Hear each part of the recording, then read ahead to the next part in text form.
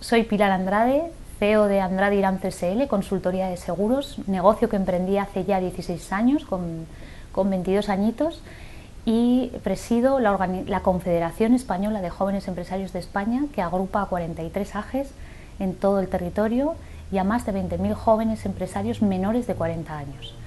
Emprendí mi negocio después de estudiar formación profesional en la rama administrativa, mejorar mi acceso a esta profesión de seguros con un máster en seguros para poder acceder a una actividad regulada por el Ministerio de Economía.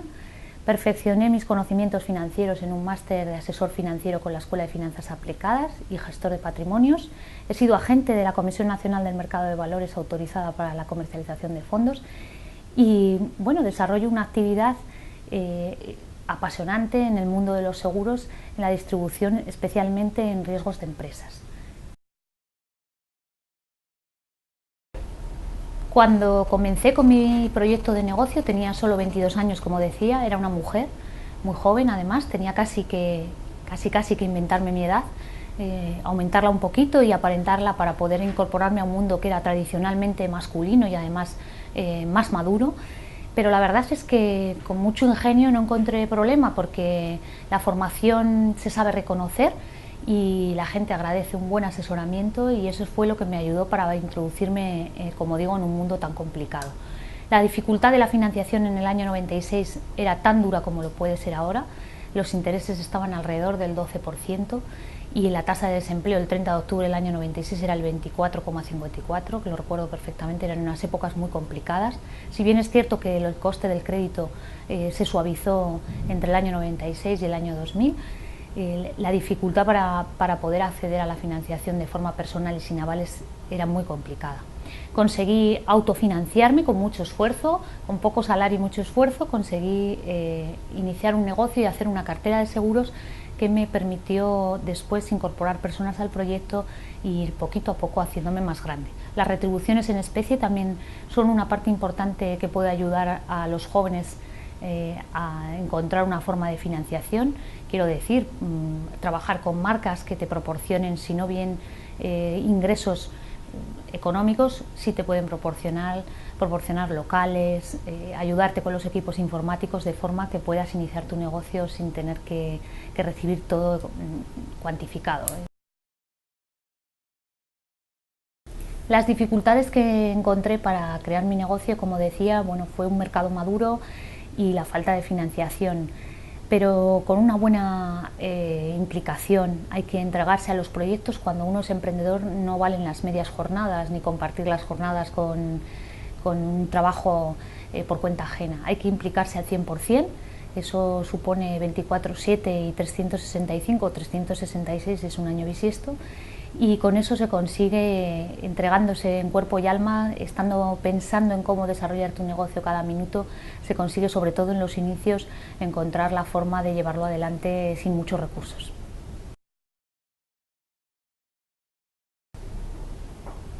La clave para poder hacer crecer un negocio está en marcarse unos objetivos.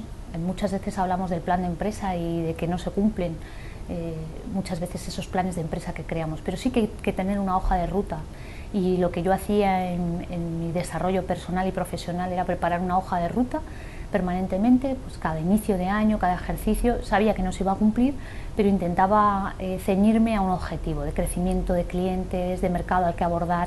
De esa forma conseguí especializarme en los seguros para empresas, que es lo que me ha llevado un poquito a poder compensar un negocio en un sector que está demasiado agredido por las líneas directas y demás, ¿no? Empezamos a crecer. Con una persona inicié el negocio, hoy somos 6 trabajando, facturamos 2,5 millones de euros en primas a clientes, tenemos más de 4.000 clientes en cartera, y eso nos permite desarrollar diferentes líneas de negocio nuevas con ellos y con nuevos mercados a los que abordamos. Pero es vital entender que uno no puede levantarse cada mañana y decir vamos a ver con qué me sorprende el mercado hoy. El mercado no puede sorprenderte, tienes que decidir qué estrategia vas a tomar cada día, cada semana, cada mes, y a dónde quieres llegar. Y si uno sabe dónde quiere llegar, pues lo consigue. No soy mucho de consejos, pero si tuviera que dar un consejo a cualquiera que tenga una idea de negocio sería que cualquier momento es bueno si la idea y las ganas las tenemos. Hay que intentarlo, no tener miedo al fracaso, sobre todo. Quizás el consejo sea no tenerle miedo al fracaso, creer en que podemos tener varias oportunidades si este negocio no sale bien. Va a ser una experiencia importante el intentar llevar adelante un proyecto y una idea de negocio. Y sobre el emprendimiento, lo que opino es que es la clave de todo. Hoy en día, si echamos la vista atrás, si no hubiésemos emprendido, muchos no hubiéramos generado todo lo que se generó, y necesitamos emprendedores.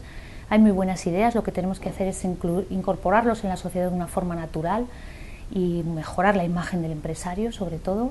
Se está haciendo desde todos los puntos del territorio, me consta porque conozco muchos jóvenes empresarios trabajando por esto.